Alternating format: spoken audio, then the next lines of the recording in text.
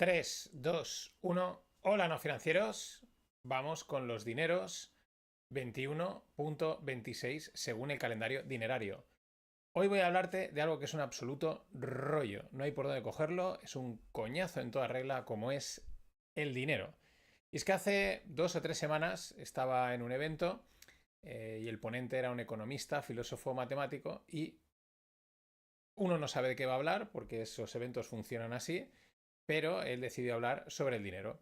Y volví a comprobar una vez más el rollo que es hablar de dinero por muy bien que lo hagas. El chico lo explicó muy bien, era un buen ponente, sabía hablar en público, sabía jugar con los tiempos, pero aún así no es porque yo ya conociese todo lo que iba a contar, no iba a decir nada que no supiese, sino porque veías en el ambiente, veías luego en la ronda de preguntas, veías en la gente que eso no tiraba, que es un absoluto rollo.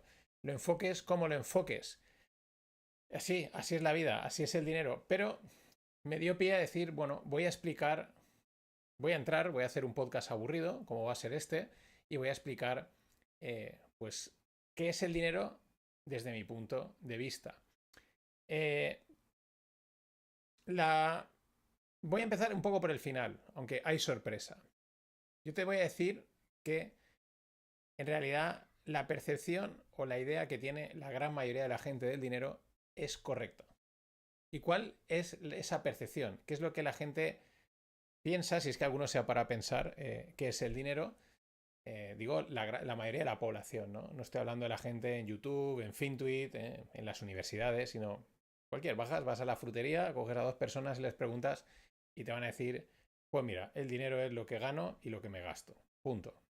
Trabajo, o es pensionista, ha trabajado, eh, dedica su tiempo, eh, su esfuerzo, su conocimiento en conseguir un dinero que luego es lo que se gasta. Y punto. Y eso es el dinero. Y no es equivocado, al contrario, yo conforme más pasa el tiempo, más observo, más me fijo, creo que que no es incorrecto para nada. Pero siempre podemos darle una vuelta más, que es lo que le gusta hacer a todos los economistas. Ya tenemos una definición de qué es el dinero y puedes quedarte con ella y apagar el podcast. Es decir, pues ya no tengo que escuchar nada más. Es lo que gano y lo que me gasto. Es esa cosa, eso que está ahí, a veces en billetes, a veces en el banco, no lo sé. Yo cuando quiero comprar algo le envío esa cosa y cuando trabajo o cuando hago algún buen negocio, pues recibo esa cosa llamada dinero y oye, con eso me permite vivir, disfrutar y hacer cosas, ¿no? Y es completamente correcto. Pero vamos a empezar por lo aburrido, por lo absolutamente aburrido que todo el mundo conoce, que lo habrás escuchado en 1000 podcasts, en 1000 sitios, todo el mundo repite la misma chapa, eh, A, B, C, o sea, sin pensar, ¿no? Es lo que yo digo que es la definición del dinero que te permite aprobar exámenes. Y ya está. No te vale para mucho más, en realidad. Créeme.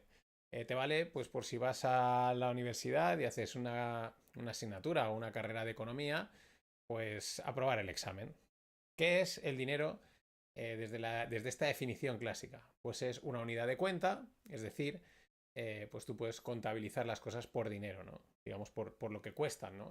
Fíjate que el inventario, pues tú no tienes tantos ordenadores y no tienes, pues imagínate, 100.000 euros en ordenadores, ¿no? Es una unidad de cuenta, es una manera de contar muy sencilla, ¿vale? Esa es o sea, digamos que el dinero tiene que cumplir estas tres. La primera, ser una unidad de cuenta.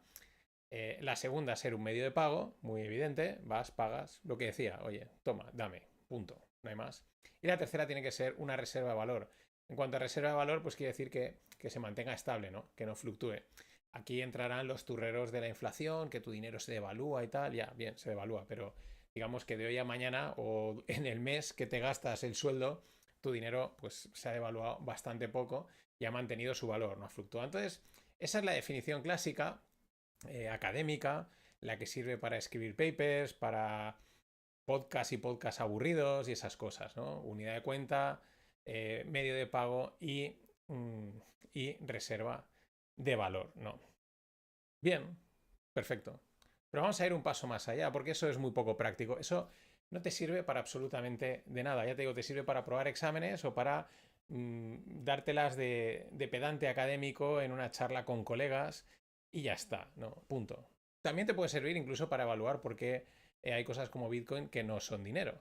Pero no vamos a entrar en ese auténtico berenjenal porque eso está más que manido y ya también aburre.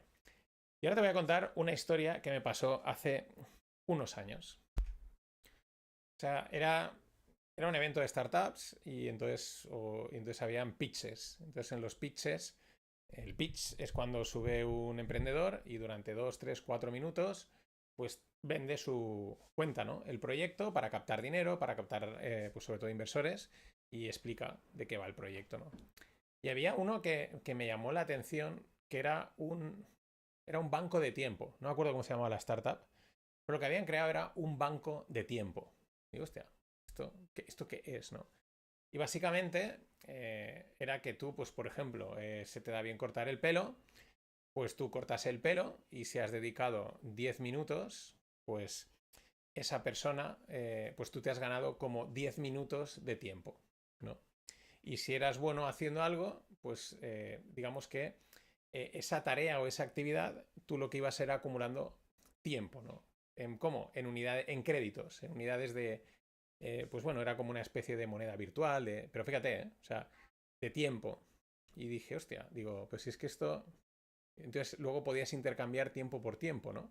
Parecido a lo que hacen muchas veces en las comunas y en los sitios hippies estos y ocupas, ¿no? Que cada uno hace una tarea, intercambian tareas por tareas, ¿no? Ese tipo de cosas. Y dije, hostia, pues si es que esto ya está inventado. O sea, esto de un banco de tiempo, en parte estás haciendo una especie de trueque, ¿no? Pero es que esto ya está inventado, es que el ser humano ya se dio cuenta de este problema y lo solucionó hace miles de años, ¿no? Porque claro, es lo mismo, ¿vale? Yo corto... ¿Cuánto pelo tengo que cortar para comprarme un coche?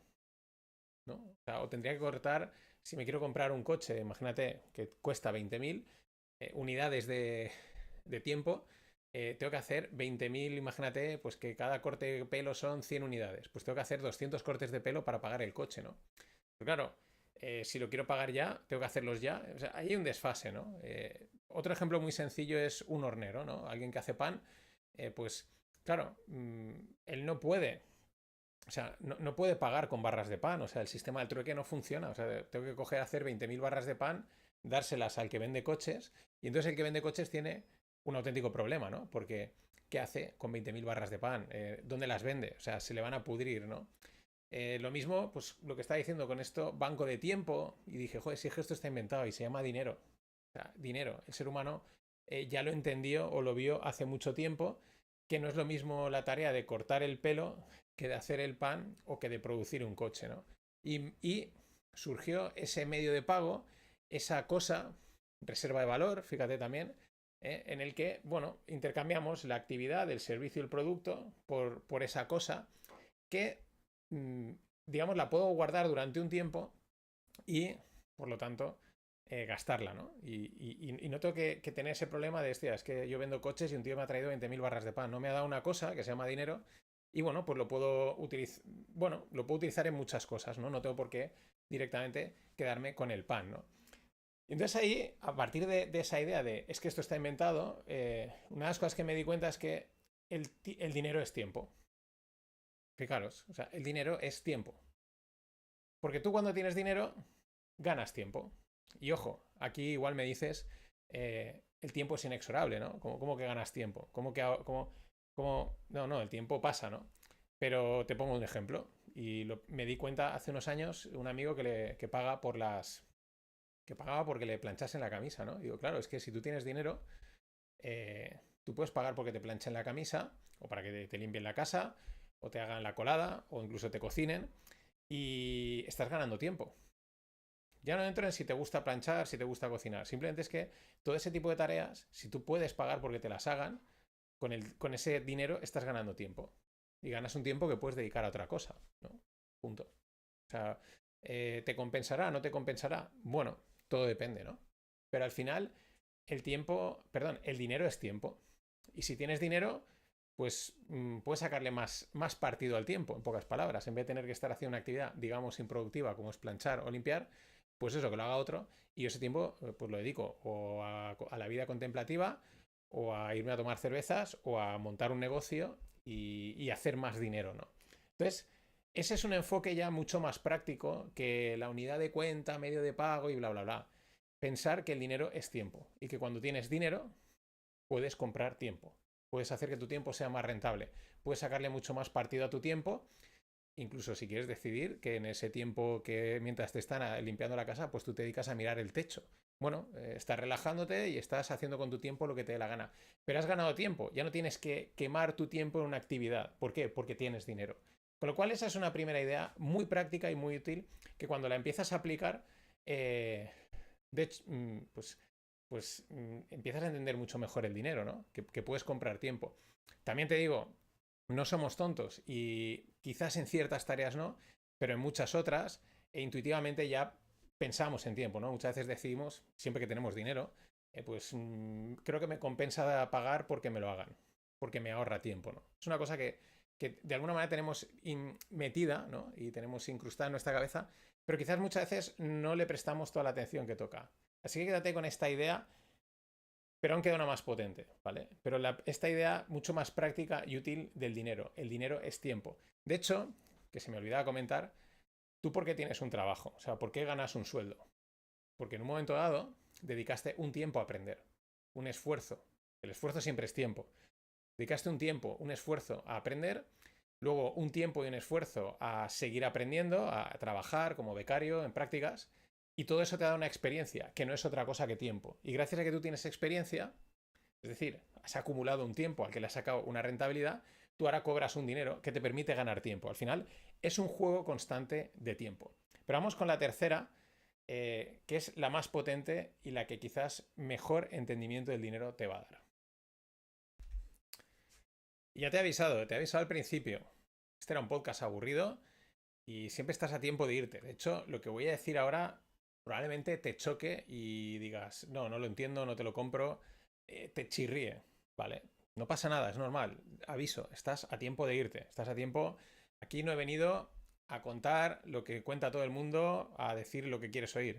He venido a que trabajemos, a que demos vueltas a las cosas para entender qué parte es verdad, qué parte es mentira, qué parte no es todo lo cierta que nos cuentan, y eso siempre nos permite elevar nuestro nivel financiero, entender mucho mejor las cosas, aunque muchas veces entender las cosas con mayor profundidad lo único que te hace sentir es incluso más ignorante, ¿no? Hemos visto que el dinero es tiempo y es un concepto muy práctico, ¿no? Muy práctico, que lo puedes hasta calcular, ¿no? O sea, tú puedes, oye, me puedo ir andando y gasto una hora de tiempo, gana mi salud, pero pierdo una hora de tiempo, o puedo pagar un taxi que me cuesta 7 euros y en 20 minutos estoy, ¿no? O 10 euros. Y pierdo 10 euros, pero gano 40 minutos. Es muy calculable, ¿no? ¿Cuánto te cuesta hacer algo y cuánto tiempo te ahorra, ¿no? Y es una utilidad muy práctica y muy medible. Está muy bien. De hecho, eh, las operaciones en las empresas, en los negocios, pues muchas veces pues, funciona eso, en medir tiempo y coste. Pero a la hora de invertir, a la hora de manejar el dinero, hay una componente que, que es la que donde tienes que entrar, donde no es ABC, donde no es blanco-negro y donde vuelve a ser una absoluta escala de grises, como te decía en el anterior podcast de Stanley Druckenmiller. Y es que para mí, al final, el dinero, entre las muchas cosas que puede ser, ya lo hemos visto, lo que compro, lo que me gasto, la unidad de cuenta, la unidad de medida, el medio de pago, el no sé qué, no sé cuántos. Bueno, hay una cosa que es donde se complica, donde yo he entendido por qué es tan difícil este mundo del dinero en todas sus vertientes, en absolutamente todas sus vertientes, y por qué, como te explicaba en anteriores podcasts, en anteriores episodios de los dineros, se mueve entre un mundo racional e irracional. Y se apela muchas veces a la irracionalidad, pero se viste de una racionalidad para conseguir vender, ¿no? Y la razón es que el dinero es una emoción. Y sí, ahora mismo estarás diciendo, ¿cómo? Apagar, dale, puedes cerrar. Antes de irte, suscríbete al canal o a la newsletter para seguir oyendo barbaridades como esta, ¿no? Pero el dinero es una emoción. Y si te pasa a pensarlo, que es lo que vamos a ver, lo vas a entender, lo vas a comprender mucho mejor. Tanto a mí me ha costado, pero al final digo, es que por encima de todo, y es donde más potencia tiene el dinero, es en la parte irracional. Cuando entiendes que el dinero es una emoción. Sí, sí, son billetes, son euros, es una transferencia que haces, ¿vale? Sí, es tiempo, tal, toda esa parte racional, toda esa parte matemática, toda esa parte de economista, aburrido, académico. Pero es que el dinero, ¿qué pasa cuando te ponen una multa? A que te jode, a que te toca los huevos. ¿Qué pasa cuando te estafan? ¿A quién no le han robado, le han estafado algo, alguna timadilla? No digo ya una grande, sino a que duele, a que te marca, que te deja ahí dolido durante, o sea, hostia, te jode el día, ¿no? Una multa o tal, o cuando compras algo y te lo y se te rompe, ¿no? O cuando te viene una avería en casa y tienes que gastarte de repente dinero, a que te toca los huevos. O sea, eh, déjate, o sea, si mirases desde un punto de vista racional dirías, no, bueno, es que claro, se ha roto, pues tengo que pagar y es un tiempo que me ahorro porque viene el operario y me repara el aire acondicionado. Ya, ya, ya, pero igual estás 2 días jodido porque te ha tocado gastarte 300 pavos que no tenías en mente. O sea, pero dale la vuelta. ¿Has jugado alguna vez a la lotería? ¿Qué ocurre cuando metes el primer nada? No te toca, ¿no? Porque, pero ¿qué metes cuando metes y lo echas? Y te gastas el euro en la primitiva o lo que sea. Y la ilusión y la emoción que tienes durante unos minutos, durante unas horas que estás pensando si me toca, lo que haré, la expectativa de ganarlo, te, te alegra, te motiva, te llena hasta de euforia, ¿no? Cuando cobras la pensión, si ya tienes suerte de estar jubilado, o la nómina, o cuando ingresas algo por algún negocio o algo que has hecho. O sea, te da euforia, te da emoción, te alegra. O sea, el dinero es una emoción absoluta. Cuando inviertes ocurre lo mismo. Si recuerdas tus primeras inversiones, recordarás que te ilusionaste, que pensabas, si sube tal, no sé qué, ¿no? Te ilusionas, te motivas, te flipas, ¿no? ¿Y qué pasa cuando has tenido que cerrar alguna posición en pérdidas o cuando el mercado se da la vuelta y te ha metido en pérdidas? Es dolor, o sea, tú no piensas ahí en el tiempo que te ahorras, ni en la unidad de pago, ni en las cosas racionales. Lo que te inunda es un torrente de emociones que hay que saber manejar, ¿no? El dinero es una emoción. Genera emociones constantemente. Todas las emociones. O sea, congrega absolutamente todas las emociones. La ira, la envidia, la euforia, la alegría, la esperanza, la ilusión, la depresión. Es capaz de, en esa mierda llamada dinero, que esté todo metido. Todo. Todo en un billete. Te encuentras un billete por la calle y ¿qué ocurre? Joder, te vienes arriba, ¿no? Cuando te invitan, ¿no? Cuando te ahorras dinero porque te han invitado a comer, ¿qué pasa? Es doble check. Me ahorra dinero y encima me han invitado a comer. Eres el más feliz del mundo, ¿no? Como decía Milton Friedman, there's nothing like free lunch, ¿no? No hay nada como que te inviten a comer. El dinero es una emoción. Y cuando empiezas a entenderlo, cuando empiezas a comprender esto, barbaridad, este shock que te estoy soltando, que el dinero, más allá de todo lo que te cuentan en todos los sitios de esa parte técnica, es una emoción y ahí es cuando ves la potencia que tiene el dinero. La potencia para bien y para mal. Y ahí es cuando empiezas a entender por qué tienes que entender el dinero desde esta forma. Punto. Vale, hay que pagar todos los meses el alquiler, la hipoteca, los gastos y tal, ya, ya, ya. Pero, y eso es como la parte técnica, lo que entra, lo que sale, ni lo piensas, ¿no? Pero con las inversiones, con la especulación, con las expectativas, el dinero es una emoción y te va a hacer sentir las mejores y las peores emociones. Da igual quién seas, da igual la experiencia que tengas. Recuerda lo que decía Stanley Druckenmiller. Vomitaba 1 o 2 veces a la semana por la ansiedad, por la presión. Todo es por el dinero. El dinero es una emoción. Es complicado y difícil. Por eso este mundo de la cultura financiera y de los productos financieros y de la inversión es tan sumamente, al final, complejo. Y por eso los influencers, los bancos y todo este sector al final apelan. Lo visten de racionalidad, pero detrás apelan ¿a qué? A las emociones. ¿Por qué? Porque el dinero es una emoción. Hasta la próxima.